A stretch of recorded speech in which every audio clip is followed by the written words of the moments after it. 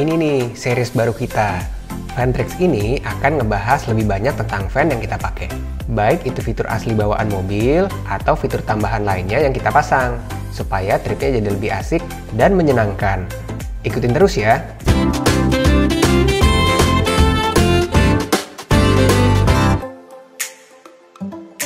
Episode Fantrix pertama ini, kita akan bahas fan dan fitur-fitur bawaan asli dari mobil ini. Jadi ini adalah VW Caravelle tahun 2000.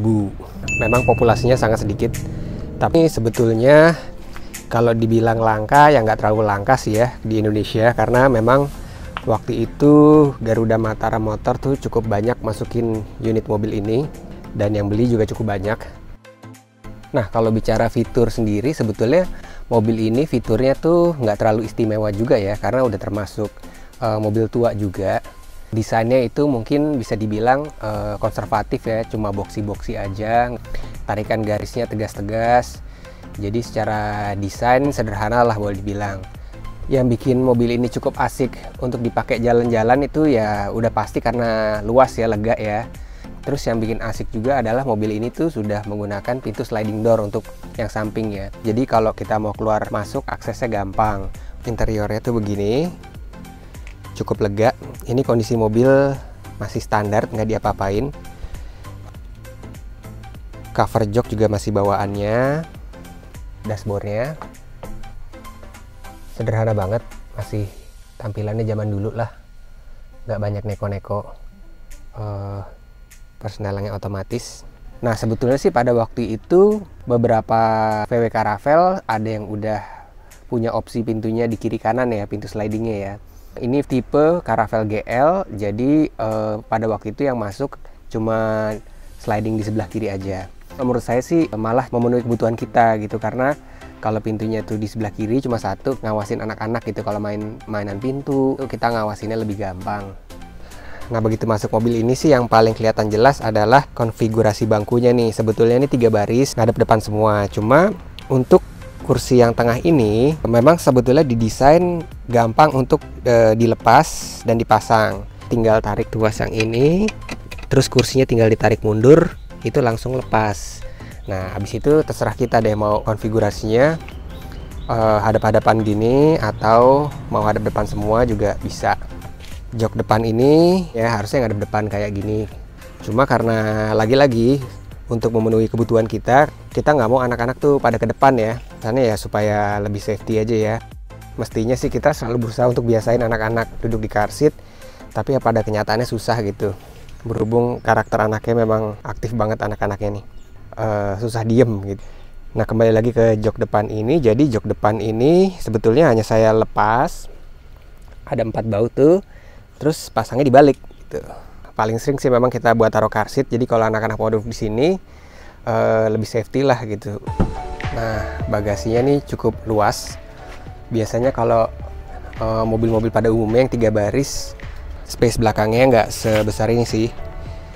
Sisa di belakang space ini masih cukup luas, sekitar 70 cm, hampir 80 di bawah sini.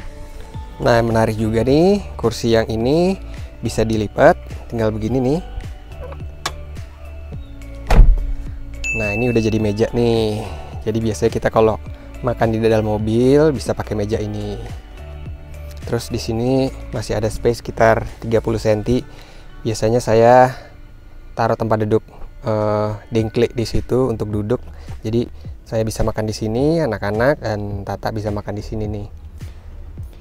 Di tengah ini juga space-nya cukup lega, masih bisa taruh cool box. Nah, yang menarik lagi, kursi belakang ini juga bisa dilipat juga nih. Jadi bisa jadi kayak semacam tempat tidur lah, tempat tidur mini. Jadi kalau udah sampai di tempat camping atau tempat piknik, kita bisa tiduran istirahat di sini. Nah, kadang juga kalau kita nggak mau ini jadi tempat tidur, ini kita bisa jadiin meja juga.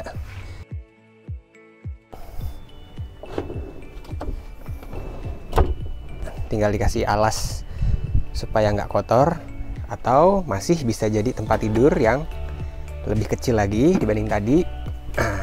Nah, biasanya saya suka nih tiduran di sini kalau mau santai sebentar. Nah, anak-anak seneng banget main di area sini nih. Terus di sini ada kompartemen untuk dongkrak dan kunci roda. Nah, di sini ada kompartemen, sebetulnya bukan kompartemen ini, tapi ini akses untuk perawatan maintenance unit AC yang belakang, blower yang kedua. Nah, mobil ini ban serepnya ada di kolong nih. Supaya anak-anak lebih nyaman, kita sengaja pilih pakai karpet yang bukan karpet karet gitu. Cara jaga kebersihannya bagaimana? Nah, di stepnya ini kita selalu taruh alas kaki nih, sendal atau sepatu di sini. Tapi waktu itu pernah ada kejadian lucu, kalau nggak hati-hati waktu naik sendalnya itu jatuh. Jadi kalau pas kita mau tutup pintu, sendal atau sepatunya mesti kita liatin sih, jangan sampai jatuh terus ketinggalan. Nah, jadi alas kakinya semua di sini. Kalau udah nggak pakai sepatu kan berarti anak-anak bebas lah berkeliaran di sini, karena kita bisa selalu jaga kebersihannya nih. Rajin kita vakum atau kita sapu pakai sikat yang agak kaku gitu. Nah, waktu itu ada teman yang tanya sih, kenapa sih pilih mobil ini gitu. Sebetulnya kita ya nggak sengaja juga ya kita pakai buat camper dan jalan-jalan ya, karena pada waktu itu kita mulai sering bepergian ini adanya mobil ini gitu. Mobil yang udah kita punya, udah kita dapat sekitar tahun 2017 atau 2018 ya. Gimana menurut teman-teman? Seru nggak van ini jadi bahan buat camper van? Episode berikutnya, kita akan mulai bahas fitur-fitur lainnya yang kita tambahin, supaya van ini lebih nyaman dan asik untuk dipakai trip dan camper.